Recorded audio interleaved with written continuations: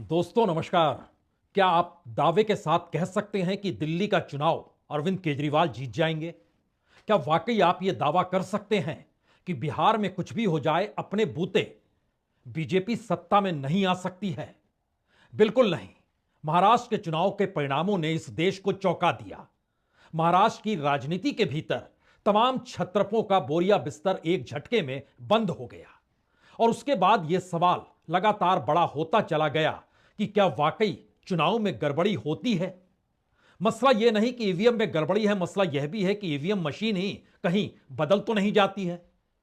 सवाल यह भी उठा कि जो फॉर्म 20 है और फॉर्म 17C है, क्या उसको अब सार्वजनिक करने की स्थिति में चुनाव आयोग आएगा? लगातार यही गुहार कांग्रेस की तरफ से या कहें महाराष्ट्र के तमाम छत्रपों की तरफ से या फिर कहें पीआईएल के जरिए भी हाईकोर्ट और अलग अलग अदालतों का दरवाजा खटखटाया तो गया। और यह सवाल भी उठा कि अब सार्वजनिक तौर पर इलेक्शन कमीशन को फॉर्म 20 और 17C को सामने रख देना चाहिए, क्योंकि बकायदा चुनावी आचार संहिता यह कहती है कि अगर किसी को कोई शक शुबा हो तो इन कागजों को सार्वजनिक तौर पर सामने रखना होगा। लेकिन एक क्षण के लिए अगर आपसे आज कोई यह कहे कि 24 घंटे पहले बकायदा देश के कानून मंत्रालय ने एक नोटिफिकेशन जारी किया और वो कानून की शक्ल में संशोधन के साथ इस देश के सामने आ गया, जिसमें कहा गया कि अब 93C के तहत कुछ भी बताने की जरूरत है नहीं, सिर्फ जो स्पेसिफाई होगा उसी को आप कागज को सार्वजनिक कर सकते हैं। यानी चुनाव में गड़बड़ी हुई और उसके बाद आप किसी भी दस्तावेज को नहीं दिखाएंगे। यह एक ऐसी स्थिति है जो बतलाती है कि रूल 93(2) में संशोधन कर दिया गया है, बकायदा नोटिफिकेशन जारी किया गया। हमें लगता है पहले नोटिफिकेशन की इस कॉपी को जरूर देख लेना चाहिए।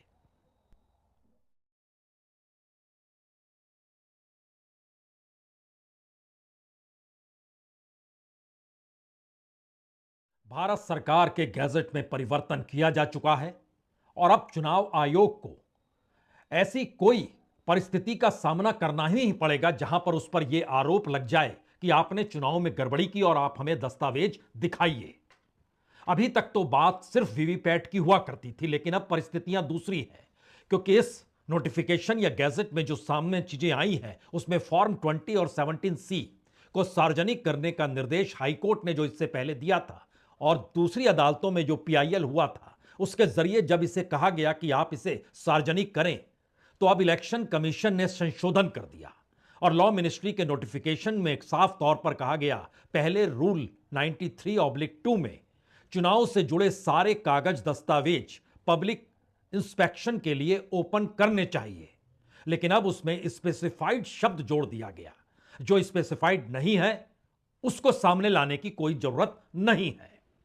यानी इस दौर में आपके जहन में जो भी मुद्दे आ रहे होंगे और यह सवाल आपके भीतर लगातार समा रहा होगा, इस देश में वाकई संविधान एक मुद्दा है, जाति जनगणना एक मुद्दा है, इस देश में कॉरपोरेट की लूट एक मुद्दा है, इस देश का नेक्सस जो करप्शन को सिस्टम का हिस्सा बना चुका है, क्या वो पॉलिटिकल मुद्दा हो सकता है? जिस पिछड़े तबके को मुख्यधारा में लाने का सवाल विपक्ष या राहुल गांधी उठाते हैं, वो क्या मायने रखता है जब यह बात धीरे धीरे सामने आती चली जा रही है कि चुनाव आयोग को इतनी ताकत दे दी जाए कि उस पर कोई उंगली उठा ही नहीं सके। यानी इस देश में लोकतंत्र का मतलब अगर चुनाव है और चुनाव में चुनाव आयोग के जरिए सत्ता पक्ष के अनुकूल परिस्थिति बनाई जाती है और इस पर कोई आपत्ति करे, तो कौन सा सबूत सामने आएगा जब 1961 के रिप्रेजेंटेटिव एक्ट के तहत उसमें संशोधन अब कर दिया गया है? तो ऐसे में हो सकता है अब आपके जहन में यह सवाल हो कि नया बरस आ रहा है 2025 और इस बरस दो बड़े राज्यों में चुनाव होने हैं। एक केंद्र शासित राज्य है दिल्ली, लेकिन दिल्ली की राजनीति में अरविंद केजरीवाल की मौजूदगी बीजेपी के लिए एक मुश्किल सबब लगातार बनी हुई है। तो क्या वाकई दिल्ली के चुनाव में को लेकर भी कोई आपत्ति अगर किसी भी तर्ज पर होती है और चुनाव परिणाम अगर बीजेपी के हक में जाते हैं, तो आम आदमी पार्टी क्या करेगी? और इससे हटकर एक दूसरी परिस्थिति देखिए, महाराष्ट्र चुनाव के चुनाव परिणामों के अक्स तले। महाराष्ट्र में इससे पहले बीजेपी कभी भी अपने बूते सत्ता बनाने की स्थिति में नहीं आ पाई, इस बार भी नहीं आई है, लेकिन इस बार उसकी ताकत इतनी ज्यादा बढ़ गई कि दूसरी तमाम पॉलिटिकल पार्टीज का सुपड़ा साफ एक झटके में हो गया। यानी जो बीजेपी बिना शिवसेना के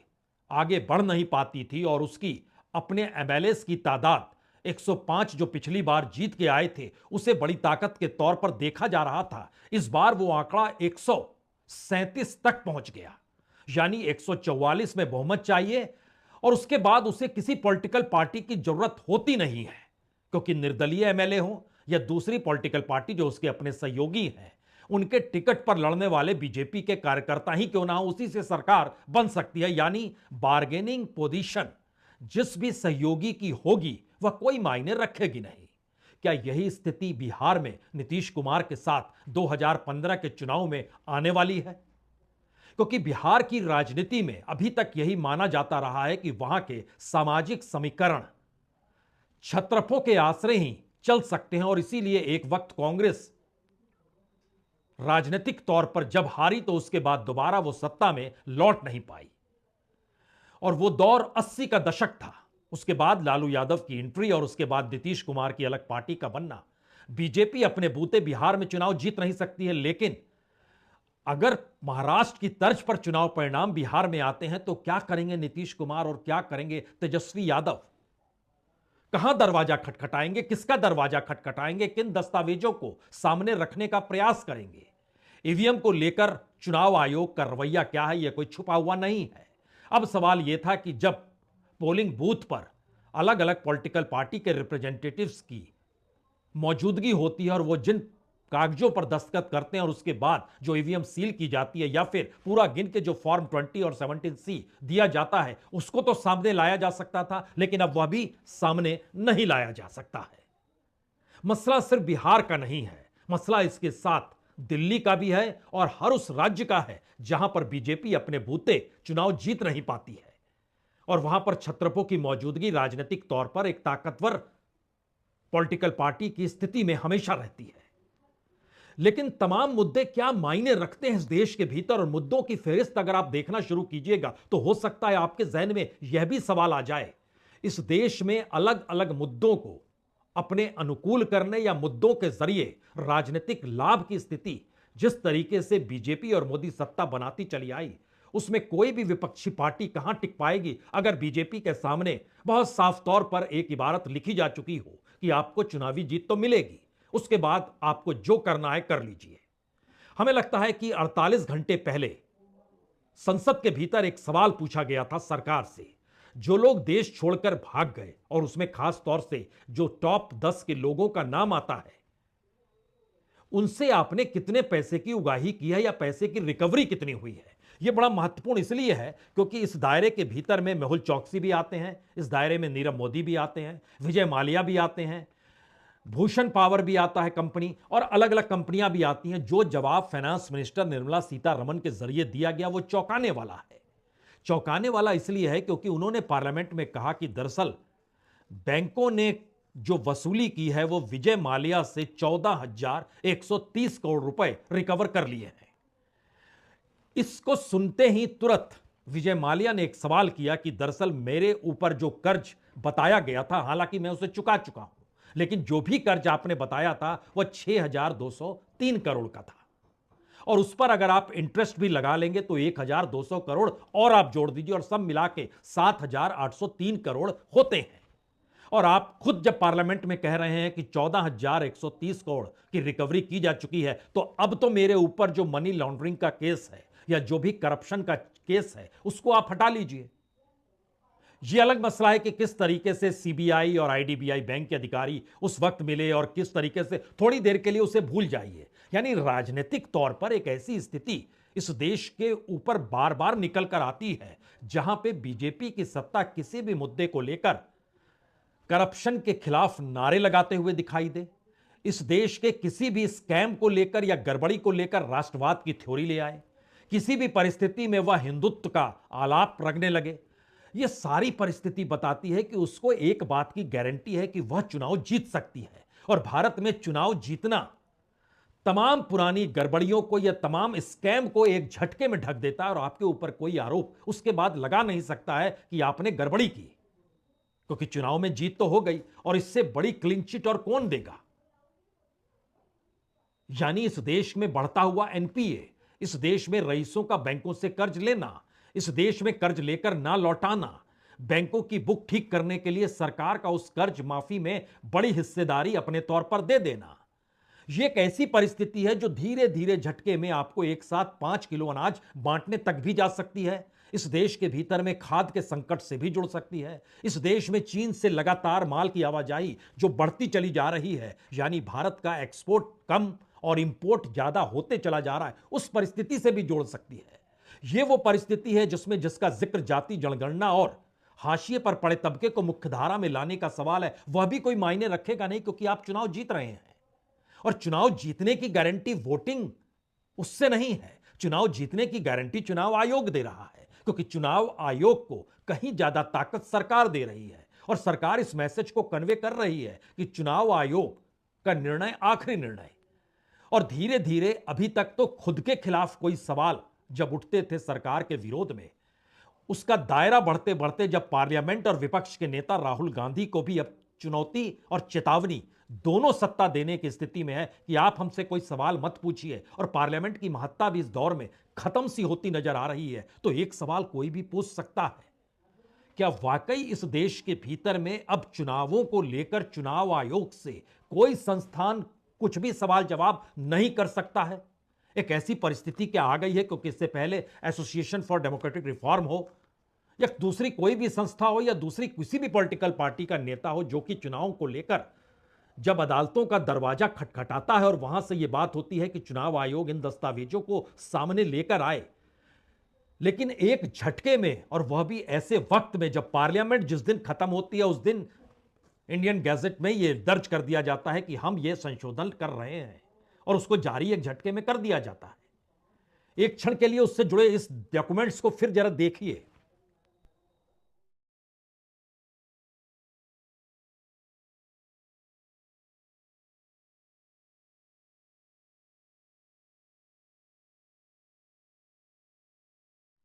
यानी चुनावों को लेकर अब तो यह साफ हो चला है कि सरकार चुनाव आयोग को ही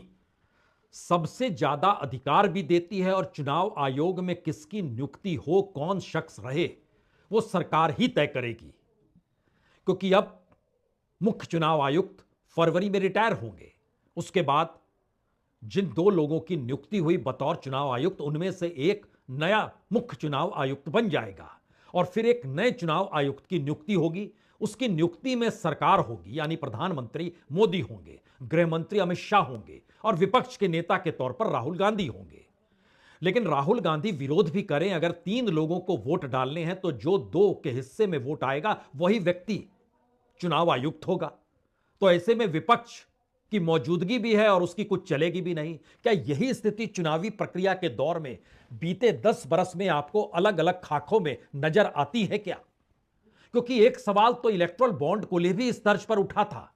और उस समय प्रधानमंत्री यह कहने से चूके नहीं थे कि देखिए इलेक्ट्रल बॉन्ड दरअसल ब्लैक मनी को रोकता है।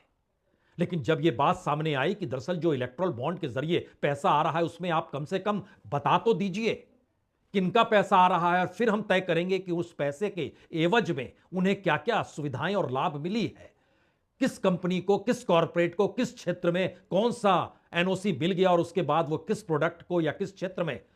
अपने नेटवर्थ को बढ़ा रहा है, ये बात सामने आएगी। और ये बात सामने जब आई तो खुले तौर पर 3 बातें और निकल कर आ गई कि सरकार दरअसल इलेक्ट्रल बॉन्ड के जरिए एक बड़ा खेल इस देश में कर रही थी। किससे पैसे लेना है, कैसे पैसे लेना है, सीबीआई ईडी कहां जाएगी, किस तरीके से उसको धमकाएगी, वो पैसा कैसे देगा, ये सारी चीजें खुल गई। अब नया सवाल यह है कि अभी तक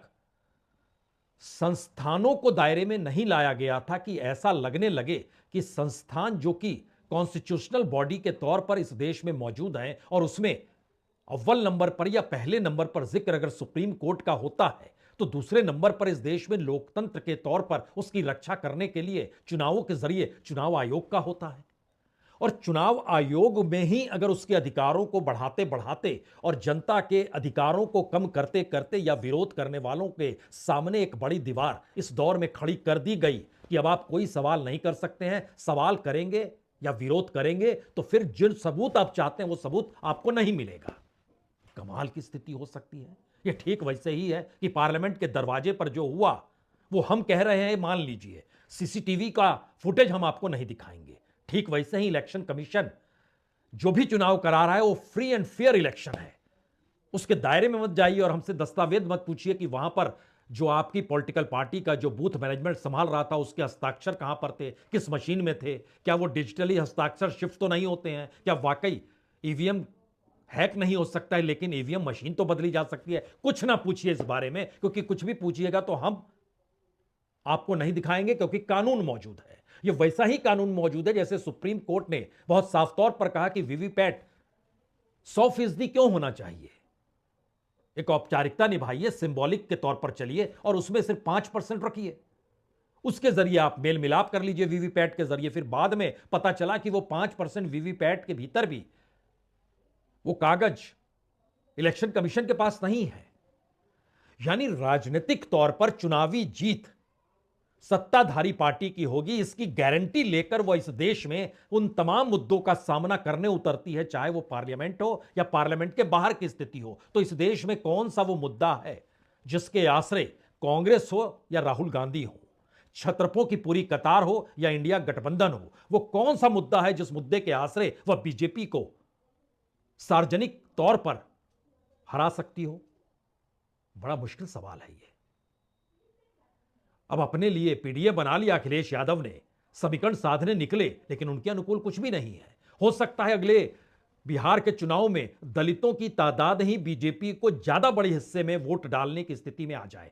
तब आप कहेंगे नहीं, ये गड़बड़ी हुई है, क्योंकि दलितों के भीतर तो गुस्सा था बाबा साहब अंबेडकर को लेकर, जिस तरीके से देश के गृहमंत्री ने राज्यसभा में कहा और एक फैशन के रूप में बाबा साहब अंबेडकर की व्याख्या कर डाली।